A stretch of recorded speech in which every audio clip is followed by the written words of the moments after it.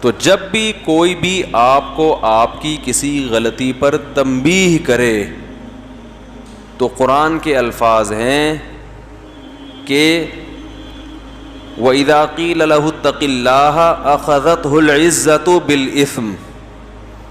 اللہ نے جو بڑا نافرمان ہے نا، بڑا نافرمان، اس کی علامت بتائی ہے کہ جب اسے اس کی کسی خطا پر تنبیہ کی جاتی ہے تو اس کو اس کی عزت نفس، اس کی سیلف ریسپیکٹ جو ہے نا، وہ اس کو اس گناہ پہ اور مضبوط کر دیتی ہے، یعنی وہ انا کا مسئلہ بنا لیتا ہے. بات آ رہی ہے سمجھ میں؟ تو اللہ نے فرمایا فَحَسْبُهُ جہنم. یہ بھی قرآن کا انداز ہے. فرمایا یہ نہیں کہ ایسا شخص جہنم میں جائے گا، یہ بھی نہیں، فرمایا اس کے لیے جہنم کافی ہے. ایسے آدمی کا تکبر اس وقت تک نہیں ٹوٹے گا جب تک یہ جہنم کی آگ میں جلے گا نہیں. کیونکہ کسی کا جو تکبر سمجھتے ہیں نا، بڑا اپنے آپ کو کچھ سمجھنا، یہ یا تو دلائل سے سمجھ میں آتا ہے، اور دلیل ماننے کی اس میں صلاحیت ہے ہی نہیں، کیونکہ دلیل سننے کی صلاحیت نہیں ہے تو ماننا تو اگلا اسٹیپ ہے نا. ہائے ہائے ہائے، بات اب یہاں سے مسئلہ سیٹنگ آؤٹ ہونا شروع ہو گئی. دیکھو دو اسٹیپ ہوتے ہیں، یہ سب پر فٹ آتی ہے یہ بات. ہر انسان سے غلطی ہوتی ہے کہ نہیں ہوتی؟ ہر انسان تربیت کا محتاج ہے یا نہیں ہے؟ اگر انسان تربیت کا محتاج نہ ہوتا، ہر آدمی اپنے بارے میں رکھ کے سوچے، تو اللہ پیغمبروں کو بھیجتے؟ کہتے خود ہی تم فنڈر ہو، خود ہی سوچ سوچ کے ٹھیک بن جاؤ، خود ہی سوچ سوچ کے کیا بن جاؤ، اپنا اچھا برا خود ہی سوچو اور کیا بن جاؤ، ٹھیک ہو جاؤ. بچہ جب پیدا ہوتا ہے تو والدین اس کو سکھاتے ہیں نا کیسے کھانا ہے، واش روم کیسے یوز کرنا ہے. تبھی جن والدین نے بچوں کو واش روم یوز کرنا نہیں سکھایا، وہ اب تک چاند پہ پہنچنے کے باوجود بھی پانی استعمال نہیں کرتے. ایسا ہی ہے نا، والدین نے نہیں سکھایا ان کو.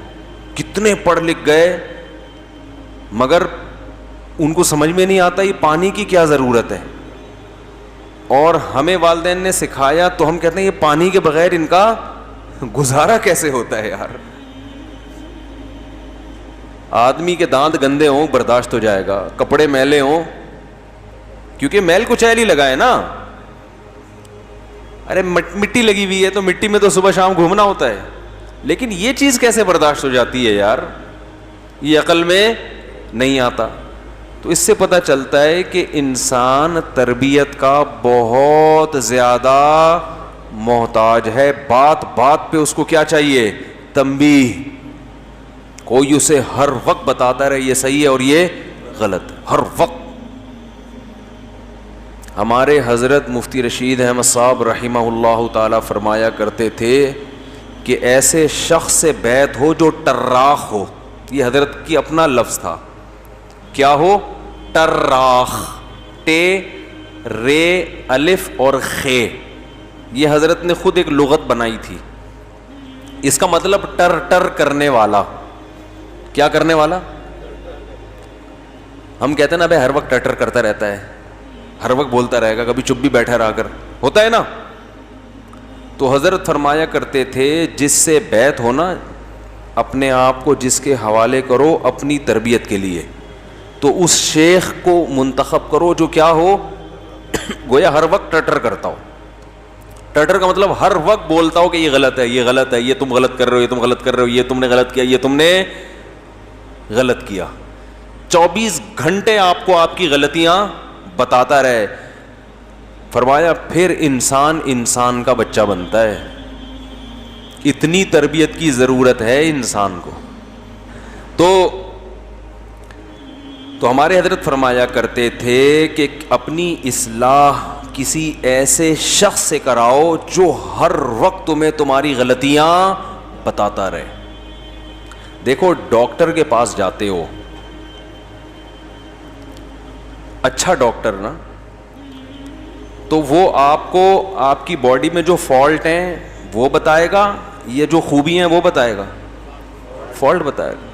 اب آپ ڈاکٹر کے پاس گئے, اس نے آپ کو بتایا ماشا, اب آپ کو فیور بھی ہے, آپ کا جگر بھی صحیح کام نہیں کر رہا, کڈنی کا بھی پرابلم ہے.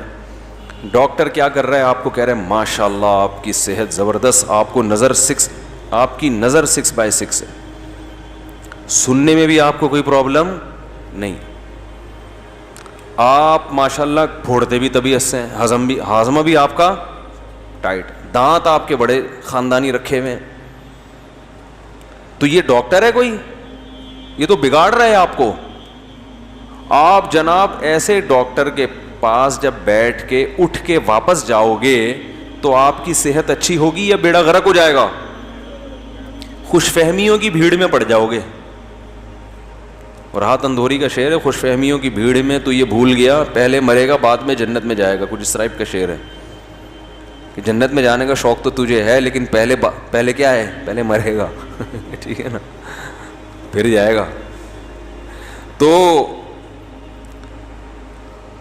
وہ ڈاکٹر اچھا ڈاکٹر ہے. ہاں کبھی کبھار وہ آپ کے باڈی میں جو اچھی چیزیں ہیں جو صحیح کام کر رہی ہیں وہ آپ کو حوصلہ دلانے کے لیے کہ بھائی سارا ہی کچھ خراب نہیں ہے, ماشاءاللہ آپ کا جو ڈائجسٹو سسٹم ہے وہ بہت اچھا ہے, وہ تھوڑا سا اپریشیٹ کرنے کے لیے تاکہ مایوسی کا شکار نہ ہو. لیکن زیادہ فوکس وہ کس کو کرے گا؟ آپ کی بیماری. ٹیسٹ میں جو چیزیں صحیح ہوں گی وہ ایک دفعہ رپورٹ کے طور پہ بتا دے گا یہ, لیکن جو فوکس کس کو کرے گا, یار یہ رپورٹ آپ کی شوگر کی رپورٹ کلیئر نہیں ہے.